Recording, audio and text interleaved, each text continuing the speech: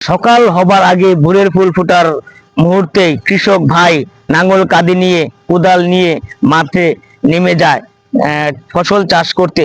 যখন সে তার পরিশ্রম দিয়ে মাটি খুদে ফসল বুনে, তখন সেই ফসল যখন গড়ে তুলে কৃষকের মুখে হাসি ফুটে। আর সেই ফসল যখন হাটে বাজারে বিক্রি করতে যায়, তখন কিছু সিন্ডিকেট ব্যবসায়িক আছে, তারা টাকা দিয়ে কৃষকের কষ্ট নষ্ট করে ফেলে।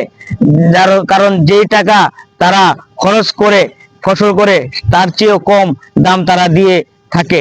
কারণ এগুলো বন্ধ করুন।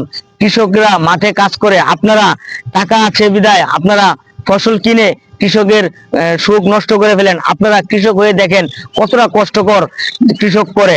আর আমরা রাজনৈতিক দলকে বলতে চাই, আপনারা এই সিন্ডিকেট যারা আছে তাদেরকে ধরে শাস্তির আওতায় আনুন, আর কৃষকদের হাসি মুখ আরো উজ্জ্বল করুন। তারা তবে কৃষি ফল আরো বাড়াবে, দেশকে উন্নত করবে। আর তারা যদি ফসল না করে আমরা খাবো কোথায় দিয়ে? টাকা দিয়ে কি হবে ফসল যদি না থাকে?